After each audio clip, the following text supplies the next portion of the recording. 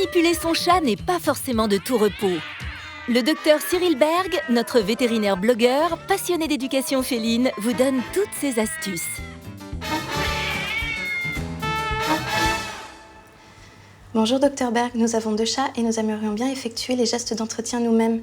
Mais ils sont difficiles à manipuler et j'ai toujours peur de leur faire mal. Est-ce que vous pouvez nous aider? Bonjour Claire, manipuler son chat n'est pas toujours facile. C'est un animal qui n'aime pas les contraintes. Mais on peut l'habituer à tous ces gestes de la vie quotidienne. Je vais vous montrer. Ok.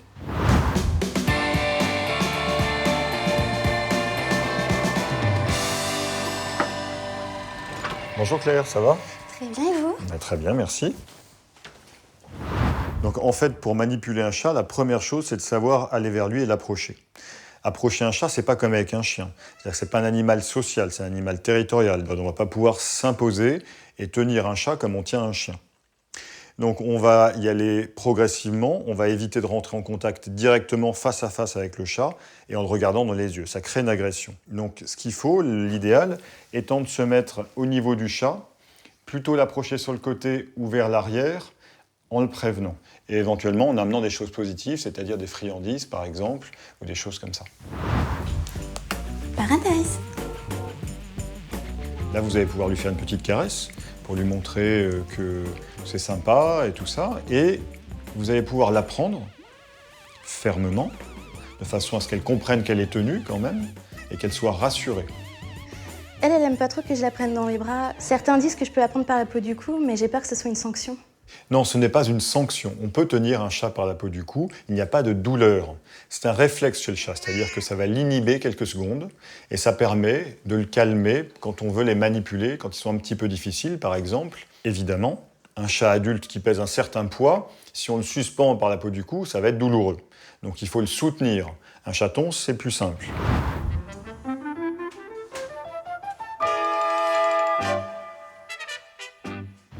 Alors une fois que vous avez attrapé votre chat, pour lui faire des soins, il faut la maintenir évidemment. Donc on va lui trouver une position qui est plus rassurante pour elle et plus facile pour nous. Donc on va l'attraper gentiment par les épaules ou par en dessous, comme vous faites. Et vous allez la mettre entre vos jambes. Et voilà, et vous allez la maintenir exactement comme ça. Elle ne peut plus reculer et elle va être beaucoup plus facile à manipuler. On va pouvoir faire un certain nombre de soins.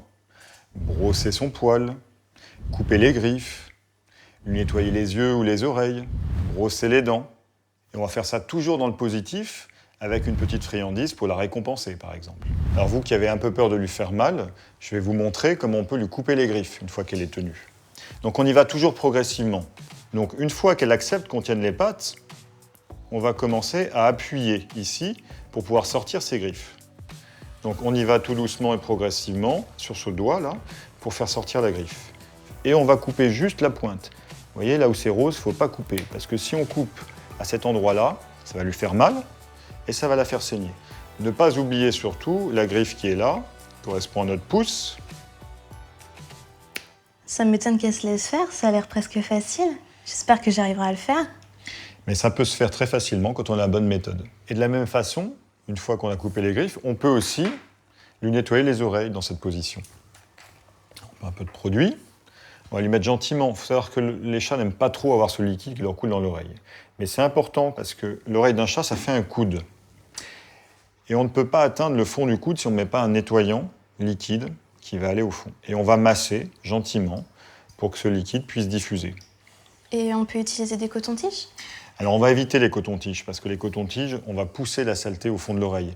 Et comme je vous ai expliqué tout à l'heure que l'oreille faisait un coude, on ne va vraiment pas pouvoir nettoyer le fond du coude si on utilise le coton-tige. Donc il faut vraiment un produit liquide qui va bien diffuser.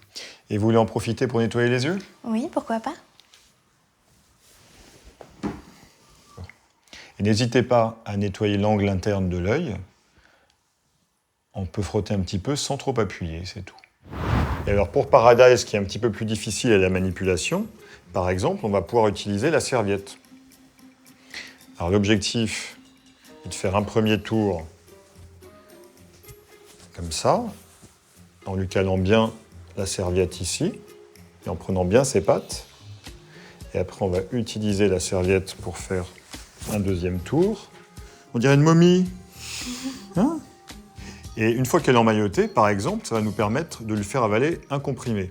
Alors, on va faire une pince avec notre main gauche, par exemple, si on est droitier, On met notre pouce et notre index de chaque côté de ces babines et derrière ces crocs. Quasiment automatiquement, ils ouvrent leur bouche. Parfois, c'est un petit peu plus difficile quand même. Et là, il faut utiliser le petit doigt pour faire baisser la mâchoire inférieure. Alors, on va prendre notre comprimé.